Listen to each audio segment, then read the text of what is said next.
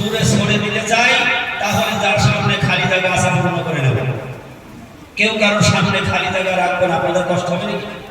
নিজের মাঝে মধ্যে অনেকটা ফাঁকা জায়গা আছে, একটু মেহরবানি করে আমরা একটু আগায় বসি। কারণ শয়তান ছিল দুশমন, শয়তান ওয়াসওয়াসা দিয়ে আমাদেরকে বেরাস্তা করবে, সব সময় পিছনে লেগে আছে। কথা ঠিক না বেঠিক? ঠিক। কারণ কত আল্লাহর কাছে সময় চেয়ে নিয়েছে, কথা বলেন চাই নাই। আর মানুষ বুড়া হয়ে যাচ্ছে, মৃত্যুবরণ করছে, আর হায়াত পর্যন্ত। কথা বলুন, শয়তানের হায়াত পর্যন্ত বলতে ভয় পাচ্ছেন? শয়তানের থেকে ডরাইও তো মনে হচ্ছে না। কিয়ামত পর্যন্ত আল্লাহর কাছে হায়াত চেয়ে নিয়েছে, কিয়ামত পর্যন্ত হায়াত। আর কিয়ামত পর্যন্ত মানুষের ওয়াসওয়াসা লাগবে। আর এই ওয়াসওয়াসা থেকে বাঁচতে হলে শয়তানের সাথে যারা লড়তে পারে তাদের সুহবত ইখতিয়ার করতে হবে। জোরে বলেন না সুবহানাল্লাহ। কাছে শয়তানের ধোঁকায় কোনো কাজ হয় না, শয়তান সেখানে যাইতে পারে না। আল্লাহ রাসূল বিশ্বনবী মুহাম্মদ রাসূলুল্লাহ সাল্লাল্লাহু আলাইহি ওয়াসাল্লাম বলতেন, আমার সাহাবীগুলো যে রাস্তা দিয়ে যায় সেই রাস্তার মধ্যে শয়তান আর প্রবেশ করে না। সুবহানাল্লাহ বলবেন? সুবহানাল্লাহ। সেই রাস্তায় শয়তান প্রবেশ করে না। এই জন্য ইমানদারের দিকে ভয় পায় শয়তান। কার দিকে? ইমানদারের দিকে শয়তান ভয় পায়। আর যারা নাফরমানি করে, আল্লাহর অবিশ্বাস করে, তাদেরকে সেলুট দিয়ে চলে। শয়তান কি বলে জানেন? ওদেরকে সেলুট দিয়ে চলে। যেমন দেখবেন রোডে অনেক বড় গাড়ি আছে, পিছনে লেখা আছে 100 গজ দূরত্ব বজায় রেখেছে। কথা বলেন না কেন জানেন? যে বিপদ হলে পারে, কাছে আগে আসলে বিপদ হতে পারে, আপনি দূরে থাকেন। কাছাকাছি থাকবেন, কখন ব্রেক দেবো আপনি হুমড়ি খেয়ে পড়বেন। এই জন্য লেখা আছে 100 গজ দূরত্ব বজায় রেখে চলুন। শয়তানও কিন্তু অবিশ্বাসীদের থেকে দূরত্ব বজায় রেখে চলে। কারণ সে জানে যে আমি একটা অস্বীকার করেছি, একটা ভুল করেছি। কয়টা ভুল? কয়টা? একটা হুকুম অমান্য করেছি, তাই আমি লাগাতার চক্কা পেয়ে গিয়েছি। আর আল্লাহর বান্দা প্রত্যেকদিন 17টা আল্লাহর হুকুম অমান্য করে। কয়টা? 17টা। আপনারা একটা কথা বলবেন, মুখ বুঝে বসে থাকলে চলবে। গরমের সময় তো যদি আপনারা নামাজ না করেন তাহলে কিন্তু রাগ বেশি হয়ে যাবে। আর যত একটু সারা শব্দ দেবেন ঠিক তাড়াতাড়ি শেষ হয়ে যাবে। তো কয়টা হুকুম অমান্য করে? 17টা। বুঝি তো আমরা, কি বলুন তো? 17টা হুকুম হলো, আমরা প্রত্যেকদিন নামাজ পড়ি কয়? সবাই আওয়াজ দিয়ে বলবেন, ভয় পাওয়ার কিছু নেই। না জানলে তো দেখি আছে, আওয়াজ দিয়ে বলবেন কয় ওয়াক্ত? 5 ওয়াক্ত। 5 ওয়াক্ত নামাজের মধ্যে সকালে ফরজ নামাজ পড়ি কয় রাকাত? 2 রাকাত। যোহরে 4 রাকাত, মাগরিবে 3 রাকাত, আসরে 4 রাকাত, ইশায় 4। বুঝছেন তো? জি। কয় রাকাত হলো? 17 রাকাত ফরজ নামাজ একটা বান্দা প্রত্যেকদিন আমল করে। তো শয়তান চিন্তা করে আমি একটা হুকুম অমান্য করলাম। আল্লাহর হুকুম মানা প্রত্যেকের জন্য ফরজ। আল্লাহর হুকুম মানে কি? ফরজ। শয়তান চিন্তা করছে আমি একটা হুকুম, একটা ফরজ অমান্য করলাম, তাই আমি লামতের চক্করে গলায় পড়েছি। আর আল্লাহর বান্দা প্রত্যেকদিন 17টা হুকুম অমান্য করে, এই জন্য লোক থেকে সেলুট দিয়ে দূরে চলে। আর ঘরে শুধু ইমামের কাছে, ইমানদারের কাছে, মুত্তাকির পিছনে ছিল, ঘরে ও জানে ওর পরে আল্লাহর গজব আসবে না। সুবহানাল্লাহ, সুবহানাল্লাহ। তাহলে আজকে আমরা যারা এই কোরআনুল কারীমের মজলিসে এসেছি, আল্লাহ সুবহানাহু ওয়া তাআলা যিনি আমাদেরকে ভালোবাসে, দয়া করে এই পবিত্র জান্নাতি মজলিসে আসার সুযোগ করে দিয়েছেন, এর জন্য আপনারা খুশি না বেজার? খুশি। খুশি না বেজার? খুশি। খুশি তো হওয়ারই কথা। আর এই মজলিসের নামটাই তো খুশির মজলিস। মজলিসের নাম কি? খুশির মজলিস। আমরা বলছি ওরসাতুল মজলিস। ওরস মানে খুশি, কুল মানে কায়নাত, সকল উম্মতে মুহাম্মদী থেকে শুরু করে পৃথিবীর সকল মাখলুকাতের প্রতি এই মজলিসটা হলো খুশির মজলিস। আওয়াজ দিয়ে বলি সুবহানাল্লাহ। আল্লাহ সুবহানাহু ওয়া তাআলা আমাদেরকে আজ এখানে বসার সুযোগ করে দিয়েছে। বসতে পেরে 100 বছর বেরিয়ে নেকির মালিক আল্লাহ বানিয়ে দিয়েছে। সুবহানাল্লাহ। জালালউদ্দিন রুমি রাহমাতুল্লাহ আলাইহি সে কথা বলছেন, এক জামানা সুহবতে বাউলিয়া বেদারাদ সালাম সালাত আদবিয়া। জালালউদ্দিন রুমি রাহমাতুল্লাহ আলাইহি বলেন, যখনই কোন আল্লাহর বান্দা বান্দি দুনিয়া আল্লাহর ওলির মজলিসে, হিদায়াতের মজলিসে, কালাম পাকের মজলিসে গিয়ে এক মুহূর্ত সময় বসতে পেরেছে, ওই এক মুহূর্ত সময় বসার কারণে আল্লাহ সুবহানাহু ওয়া তাআলা 100 বছরের চাইতে বেশি নেকির মালিক আল্লাহ বানিয়ে দিয়েছে। তাহলে মজলিসে আসলে লাভ, কোনো ক্ষতির কারণ নাই। আমার আল্লাহ রাসূল বলেন, যে ব্যক্তি তার জবান দিয়ে একবার কালেমা শাহাদাত পাঠ করে নিল, ওই ব্যক্তি যদি একদিন বিশ্বাস করে কালেমা শাহাদাত যদি পড়ে দেয়, আল্লাহর হাবিব বিশ্বনবী বলেন ৮০ বছরের কুফরি গুনাহ আমার আল্লাহ মাফ করে দেয়। সুবহানাল্লাহ। জামানার কুতুব আলী বিল্লাহর বাদশাহ হযরত মাওলানা শরীফ তাদান কাছে রাহমাতুল্লাহ আলাইহি, তিনি এমন একটা মজলিস কায়েম করেছে, এই মজলিস আল্লাহর নূরে নূরান্বিত মজলিস। সুবহানাল্লাহ। আল্লাহর অফুরন্ত বরকত ফজিলতপূর্ণ মজলিস। আল্লাহ রাসূল বলেছে, ওই মজলিস পৃথিবীর সবচেয়ে শ্রেষ্ঠ দামি মজলিস, যেই মজলিসে কালামে পাক তেলাওয়াত হয়। হাক্কান আল্লাহ রাজাল কাছে রাহমাতুল্লাহ আলাইহি মজলিসে আগে শুরুতে কালাম পাকের তেলাওয়াত। সুবহানাল্লাহ বলবেন না? সুবহানাল্লাহ। আল্লাহ রাসূল বলেন, ওই মজলিস অভিশাপ থেকে বেঁচে যায়, ওই মজলিস রহমত ওয়ালা মজলিস হয়, যেই মজলিসে আল্লাহর বান্দারা তার হাবিবের উপরে দরুদ পাঠ করে। সুবহানাল্লাহ। আর যারা দরুদে বখিলতা করে, তাদের প্রতি আল্লাহর লানত, আল্লাহর অভিশাপ, আল্লাহর গজব। আপনি পড়বেন না আপনার প্রতি আল্লাহর লানত। কেন জানেন? এটা কবুলিয়াত কথা, আল্লাহ রাসূলের কাছে এটা আল্লাহ নিজে কবুল করে নিয়েছেন। সুবহানাল্লাহ। রমজানুল মুবারক মাস আমরা সবাই বিদায় দিলাম, নাকি বলুন? রমজান মাস খুব ফজিলতের মাস না?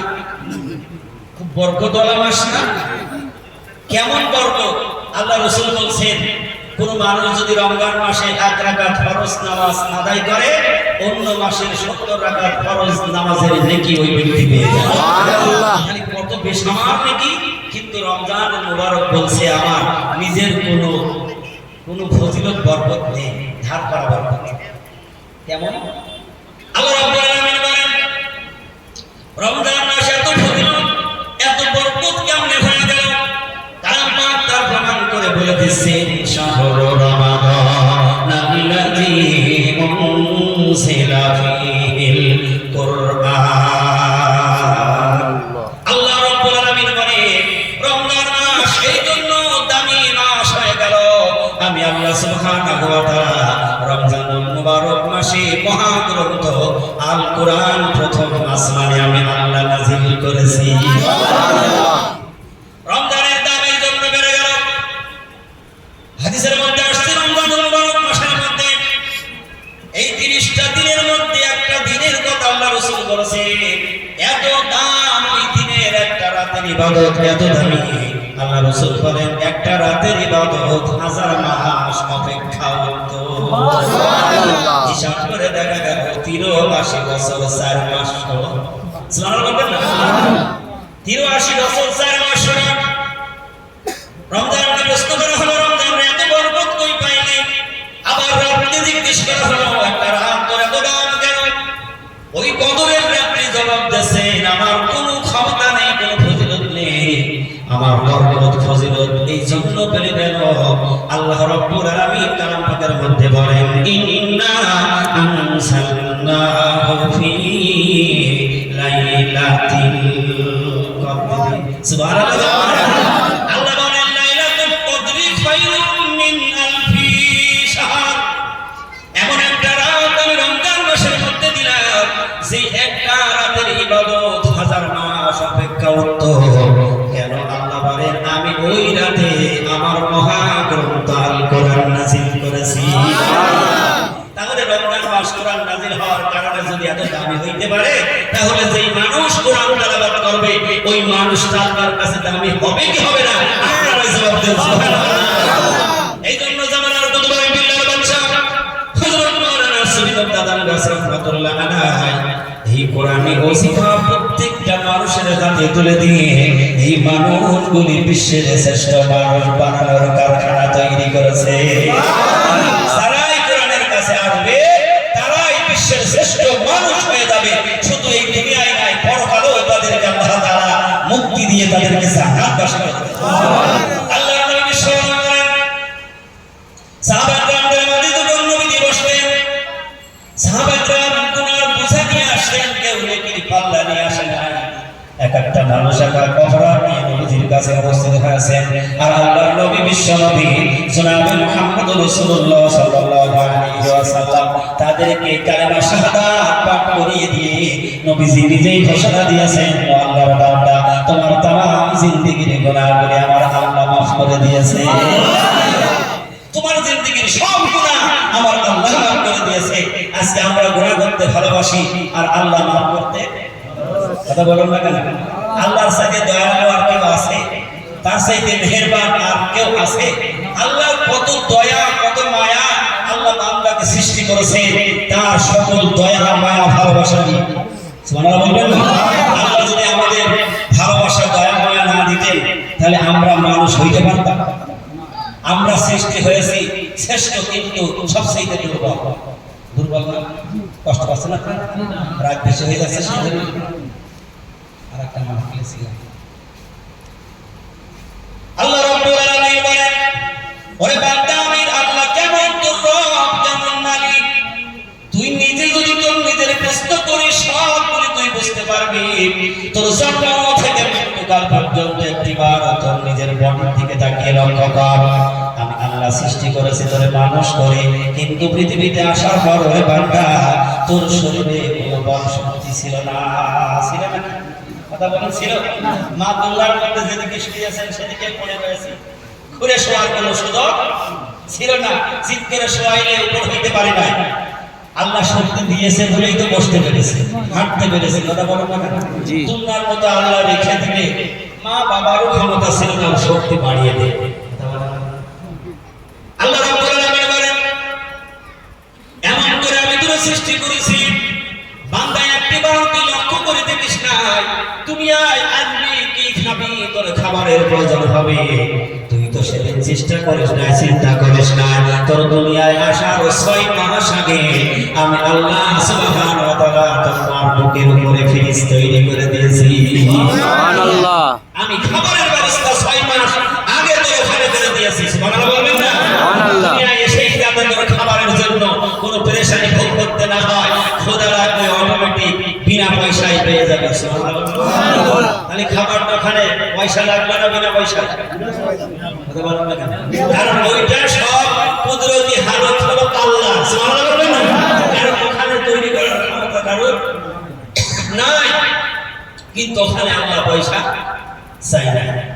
আল্লাহ সুবহানাহু ওয়া তাআলা বলেন, বান্দা পৃথিবীতে আসার পর তোর গলার কণ্ঠনালীরা কুণ্ডলী বাঘের মতো ছোট্ট, ক্ষুধা লেগে যাবে, অনেক জোরে শুষে মারবি, খাবারের জন্য পেরেশানি হয়ে যাবে, জোরে খাবার খাবার চেষ্টা করবি। আমি আল্লাহ যদি বদনাম নলের মতো ব্যবস্থা করে রাখতাম, জোরে শোষা মারলে গলা ভর্তি হয়ে যেত, আটকায় তোর মৃত্যু হয়ে যেত। কিন্তু আমি আল্লাহ সুবহানাহু ওয়া তাআলা তোর মায়ের ওই দুধের বুটার মধ্যে 32টা ছিদ্র আমি আল্লাহ করে রেখেছি। সুবহানাল্লাহ। তোর শক্তিতে তুই ইচ্ছা মতো খাইতে পারবি না, আমি আল্লাহ পরিবেশন করব।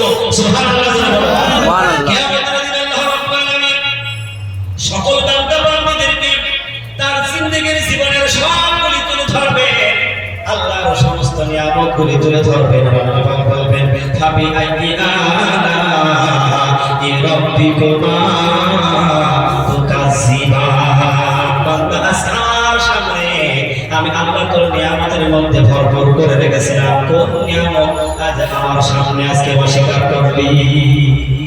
আল্লাহ যদি নিয়ামতের শুকরিয়া চায়, পৃথিবীতে এমন কোনো বুজুর্গই নেই যে নিয়ামতের শুকরিয়া দিতে জান্নাতে যাইতে পারে। ঠিক না ঠিক? ঠিক।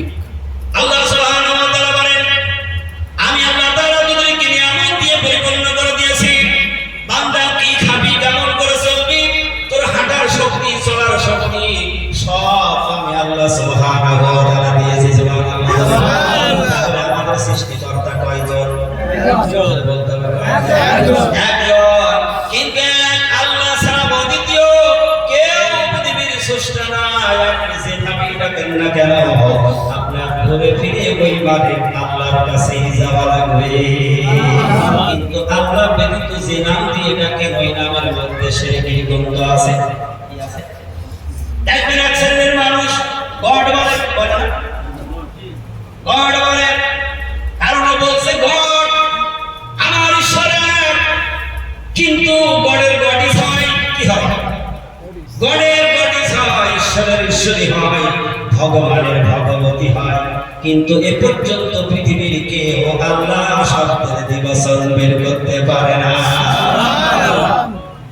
ইমাম আযম আবু হানিফা রাহমাতুল্লাহ আলাইহি ছোট ছাত্র মানুষ, উস্তাদের কাছে একজন আল্লাহর বান্দা প্রশ্ন নিয়ে এসেছেন। কারণ হুজুরদের দেখলেই সাধারণ মানুষের কাছে গায়, এটা কেন ওটা কেন, কথা বলেন না, এটা কেন ওটা কেন জিজ্ঞাসা করার জন্য পাগল হয়। জিজ্ঞাসা করলেন, বলো তুমি যে বলছো আল্লাহ এক, বুঝলাম আল্লাহ এক, কিন্তু আল্লাহর আগে পৃথিবীতে কে ছিল? প্রশ্ন করছে যে বলো আল্লাহর আগে কে ছিল? মনে করে আমার উত্তর দিতে পারবে না। উস্তাদের কাছে যখন জিজ্ঞেস করলেন, বলো পৃথিবীতে আল্লাহর আগে কে ছিল? ছাত্র মানুষ ইমাম আযম আবু হানিফা রাহমাতুল্লাহ তিনি বলছেন, হুজুর আপনি উত্তর দেবেন না, আমি আপনার ছাত্র হয়ে বলছি আমি উত্তর দেব। সুবহানাল্লাহ। যে ইমাম আযম আবু হানিফা রাহমাতুল্লাহ তার জিন্দেগিতে তিনি 30টা বছর ইশার ওযু দিয়ে ফজরের নামাজ জামাতে আদায় করেছে। সুবহানাল্লাহ। কত বড় জবরদস্তি তিনি আল্লাহর ওলি আল্লাহ বলছিলেন যে একটা মানুষ একটা 30 বছর ইশার ওযু দিয়ে ফজরের নামাজ পড়তে পারে না। কথা বলেন না, আমরা একদিনই পারি লাইলাতুল কদরের রাতে ইবাদত করেছি কি সারা রাত করেছি? কথা বলেন না না। আর একদিনে কত বছর? দিনই করতে কষ্ট হচ্ছে। তাই গরমের মধ্যে তো একটু কষ্ট মনে করে কথা শোনা যাচ্ছে না যে বেশি কথা বলে সুবহানাল্লাহ বলে গরম পানি সমস্যা লিখে যাবে, এমন আছে নাকি? ইমাম আযম আবু হানিফা রাহমাতুল্লাহ আলাইহি হুজুর আপনি অনুমতি দেন জবাব আমি দেব। প্রশ্ন করে চিন্তা করলেন, হুজুর দেবে না ছাত্র দেবে, আমি জিতে যাব, এ মনে হয় আমার উত্তর দিতে পারবে না। তিনি প্রশ্নকারীকে জিজ্ঞেস করলেন, আপনি কি বলতে পারেন? বলে হ্যাঁ পারি। বলেন আমি বলে দেব যে পর্যন্ত ওখান থেকে আপনার মাইনাসে আসতে হবে। কোথায় আসতে হবে? মাইনাসে আসতে হবে। ইমাম আযম আবু হানিফা রাহমাতুল্লাহ বলেন 1 2 3 4 5 করে 10 পর্যন্ত চলে গেছে। ওই লোকটার বলছে এবার আপনি 10 থেকে নিচে নেমে আসেন। ও বলছে 10 9 8 7 6 5 4 3 2 1 বলে যাও। বলে আর নেই কি নেই? বলে যাও না নাই। ইমাম আযম আবু হানিফা রাহমাতুল্লাহ বলেছেন আমি জবাব দেব না, এই জবাব আমার সৃষ্টিকর্তা মহান আল্লাহ রাব্বুল আলামিন মহাগ্রন্থ আল কোরআনের মধ্যে দিয়ে রেখেছেন। তেলাওয়াত করে শুনিয়ে দিলেন, কুলু হুয়াল্লাহু আহাদ আল্লাহুস সামাদ লাম ইয়ালিদ ওয়া লাম ইউলাদ ওয়া লাম ইয়াকুল লাহু কুফুওয়ান আহাদ। ইমাম আযম আবু হানিফা রাহমাতুল্লাহ বলেন একের আগে যেমন কেউ নাই, আমার আল্লাহ হলো এক, আমার আল্লাহর আগে আর কেউ নাই। আবার দিয়ে বলুন সুবহানাল্লাহ। সুবহানাল্লাহ। আল্লাহ রাব্বুল আলামিন বলেন আমি আমার প্রত্যেকটা বান্দার প্রতি দয়া মায়া ভালোবাসা দিয়ে সৃষ্টি করেছি। বান্দা তুই আস্তে আস্তে মার্কেল থেকে বড় হলি, দুনিয়ার তোর পেট বড় হয়ে গেল, খাবার বেশি প্রয়োজন হবে। দুনিয়ার খাবার তো মার দুধের মতো খাবার নয়, ঠিক না? ঠিক। আল্লাহ সুবহানাহু ওয়া তাআলা কিয়ামতের দিন বলবেন যখন দুনিয়ার এই খাবারগুলি খাবার জন্য তোর মন মস্তিষ্ক তৈরি হয়ে গেল, কেমন করে খাবি? তোর গালের মধ্যে কোনো মেশিন ছিল না, মেশিন বিহীন এসেছিলে। আমি আল্লাহ সুবহানাহু ওয়া তাআলা একটা একটা করে 32টা মেশিনের ব্যবস্থা করে দিয়েছিলাম। আল্লাহ শেষে বলবে বান্দা এই মেশিন দিয়ে আমার হাজার নিয়ামত ভক্ষণ করেছিস, আজকে বল কোন নিয়ামত স্বীকার করবি? খাবি আইনি আলা ইরাব্বিকুমা তুকাজ্জিবা। আল্লাহর নিয়ামত দিয়ে কোনো মানুষ শুকরিয়া দিয়ে জান্নাতে যাইতে পারবে না। আল্লাহ যদি দয়া না করে তাহলে কোনো মানুষ আল্লাহর এই নিয়ামতের শুকরগুজারি দিয়ে একটা মানুষ জান্নাতে পা দিতে পারবে না। সুবহানাল্লাহ। সুবহানাল্লাহ। এই জন্য জামানার মুজাদ্দিদ হযরত মাওলানা সুফি মুক্তাদার নাস রাহমাতুল্লাহ আলাইহি তিনি এমন একটা দোয়া শিখিয়ে দিলেন, বান্দা বান্দিরা বারবার আল্লাহর রহমতের কামনা করো। সুবহানাল্লাহ। সেদিন আল্লাহর দয়া রহমত যদি থাকে ইবাদতের দরকার হবে না, কোনো কিছুই দরকার হবে না। আল্লাহর রহমতের দ্বারাই আল্লাহর বান্দাগুলি জান্নাতে চলে যাবে। সুবহানাল্লাহ।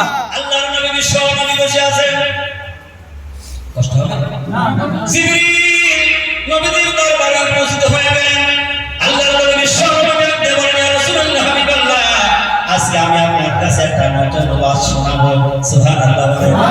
রাসূলের কাছে প্রতিদিন তো নতুন নিয়ে আসেন, কারণ আল্লাহর কালাম মহাগ্রন্থ আল কোরআন একদিনে রাসূলের কাছে আসে নাই। যখন এসেছেন নতুন এসেছেন, আর এই কালামটা পৃথিবীতে আসতে সময় লেগেছে 23 বছর। কত বছর?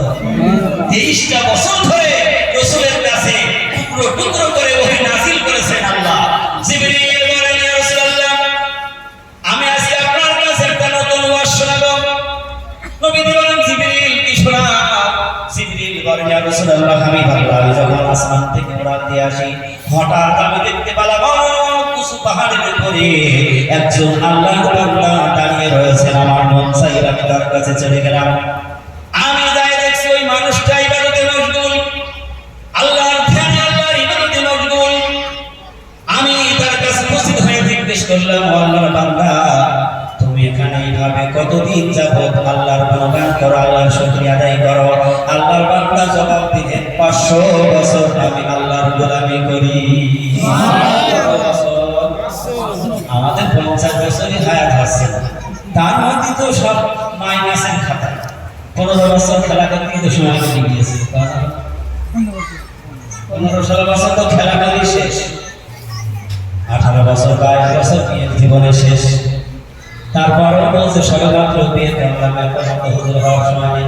কথা বলা লাগে না? আর 40 বছরের মধ্যে 20 বছর তো ঘুমের মধ্যে চলে গেল। কথা বলা লাগে না? 24 ঘন্টা 12 ঘন্টা ঘুমে কাটায়, আর 12 ঘন্টার মধ্যে খেল তামাশায় কেটে যায়, অনেক কাজে ব্যস্ত। কিন্তু আল্লাহ রাব্বুল আলামিনের গোলামের সময় দিতে পারেনি আধা ঘন্টা। 24 ঘন্টার মধ্যে কতটুকু দেয়? যারা দেয় তাও আধা ঘন্টা। কি বলে 2-5 মিনিট করে হিসাব করে আধা ঘন্টার মধ্যে ওর নামাজ শেষ। থোড়া বড় করে দেখবেন আসতে 2 মাইল ও বিড়ি 2 মাইল মনে হয় মসজিদটা ঢুকলে মনে করে সেখানে আসে না। নাই মানুষ অনেক আছে না? আবার নামাজ কত পড়া মনে হয় যে সে কালো ভাগ আছে, কত তাড়াতাড়ি যাচ্ছে, মনে করে যত তাড়াতাড়ি বাইরে পড়ে কি কত তাড়াতাড়ি আসে। এর মানুষ আছে না? রাগ করার কিছু নেই। নবীজি বলেন, জিবরিল তারপরে কি বলে? জিবরিল বলেন, ইয়া রাসূলুল্লাহ হাবিবাল্লাহ, লোকটাকে আমি জিজ্ঞেস করলাম, তুমি এখানে কতদিন আল্লাহর ইবাদত করো? জবাব দিলেন, 500 বছর আমি আল্লাহর গোলামি করি। জিবরিল বলেন, তাহলে তুমি এখানে খাও কি? লোকটি জবাব দিলেন, ও আল্লাহর বান্দা, কারণ ওই বান্দা তো সেনায় ফেরেশতা বান্দা। বললেন, ওই যে দেখছেন একটা গাছ, পাথরের মধ্য থেকে আল্লাহ রাব্বুল আলামিন একটা আঙ্গুরের গাছ তৈরি করে দিয়েছে। সুবহানাল্লাহ বলেন না? একটা পাথরের মধ্যে একটা আঙ্গুরের গাছ ফল ঝুমঝুম করছে। বলে, আমার যখন ক্ষুধা লাগে একটা আঙ্গুর মুখে দিলে আমার ক্ষুধা মিটে যায়। আমার যখন আমার পানির পিপাসা লাগে আর একটা পাথরের মধ্য থেকে মিষ্টি শরবত বাহির করে দিয়েছেন আল্লাহ। পরে পানির পিপাসা লাগলে যখন আমার জিহ্বায় পানি লাগায় আমার পিপাসা মিটে যায়। এইভাবে গোলামি করছে কত বছর? কত বছর? আল্লাহ রাসূলকে বলেন, ইয়া রাসূলুল্লাহ, ওই ব্যক্তির মৃত্যু হয়ে গেল। মৃত্যুর পরে আল্লাহ সুবহানাহু ওয়া তাআলা বান্দাকে ডাকলেন, বান্দা, আমি আমার বান্দার জন্য নিয়ামতের অধিকারী করেছি, আমি তার জন্য জান্নাত তৈরি করে রেখেছি। যারা গোলামি করবে, হুকুম মানবে, তাদের জন্য জান্নাত, আর যারা গোলামি করবে না, হুকুম মানবে না, তাদের জন্য হলো জাহান্নাম। আল্লাহ রাসূলকে জিবরিল বলেন, ইয়া রাসূলুল্লাহ হাবিবাল্লাহ, জিবরিল বলেন, আল্লাহ সুবহানাহু ওয়া তাআলা ওই বান্দাকে জিজ্ঞাসা করলো, ও আল্লাহর বান্দা, তুমি যে ইবাদত বন্দেগী করেছো, আজকে তুমি ইবাদতের দ্বারাই জান্নাতে যাবা না আমি আল্লাহর রহমতের দ্বারাই জান্নাতে যাবা? সুবহানাল্লাহ। আল্লাহু আকবার বলেন। আল্লাহু আকবার। ইবাদতের দ্বারাই জান্নাতে যাবা না আমার রহমতের দ্বারাই যাবা? আল্লাহর বান্দা চিন্তা করে দেখলেন, দুনিয়ার সমস্ত মায়ের ভক্তরা ছেড়ে দিয়েছি, কষ্ট করে 500 বছর আল্লাহর গোলামি করেছি, একনিষ্ঠ গোলামি করেছি 500 বছর, এত কষ্টের ইবাদত ছেড়ে দিই কেমনে? আল্লাহ সুবহানাহু ওয়া তাআলার কাছে বলেন, আল্লাহ আমার ইবাদতের দ্বারাই জান্নাতে যাইতে চায়। কিসের দ্বারা যাইতে চাইলো এটা হালকা মুড আপনারা